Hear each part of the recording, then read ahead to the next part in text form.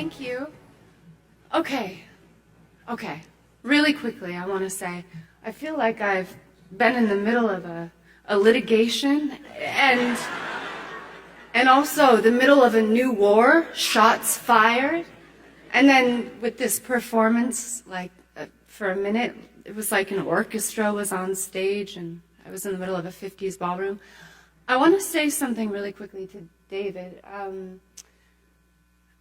When you were speaking about Spotify, I had a flashback to when I was very young, and I had this idea of what adults were going to be like, and how they were going to treat children and take care of them, and take care of each other. And I don't know if I've ever not met anyone like you. Thank you for reminding me that there are people who still speak in sentences that I understand, that resonate with how I feel, say things I don't want to say, about things I feel really strongly about, that I forget that I feel strongly about. I don't know, it was really, really interesting. So, thank you for that. And Jody, I mean, can we get a round of applause for Jody Gershon?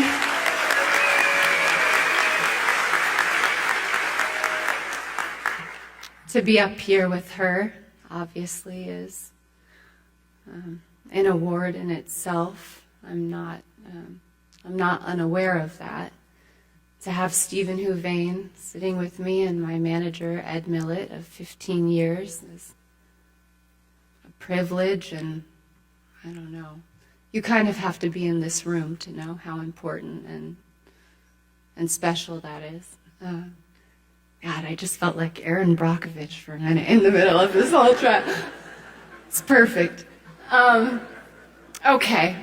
This is just like the Ivers, where I had nothing to say, and then I heard all the information, and I just now I have so much to say.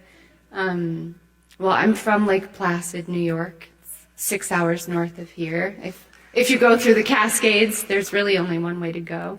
Until I was 16, there was only about 900 people there. Coldest village in the nation, other than the city of Duluth, by the way. Fucking freezing. I graduated from Rose Hill up in the Bronx with a focus on metaphysics. I don't know what's happening up here, but we're gonna go there. And because I was thinking about it down there when everybody was talking, and I'll paint like a really quick picture of what it was like when I was getting into music. I was at Fordham up in the Bronx. I read Napoleon Hill's Think and Grow Rich. Had nothing to do with money.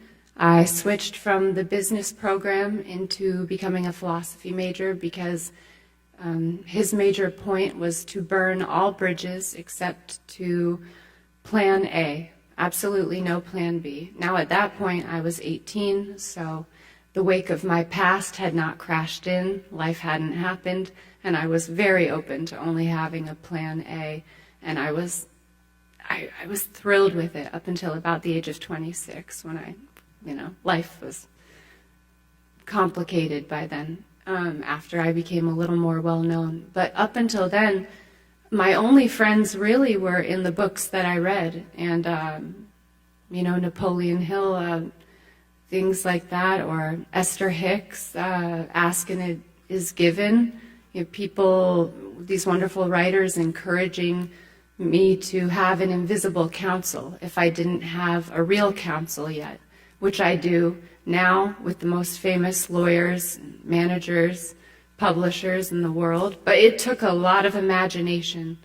And I didn't have to fake it till I made it. I had to really feel it. That's something that's really hard now as life has gotten more complicated.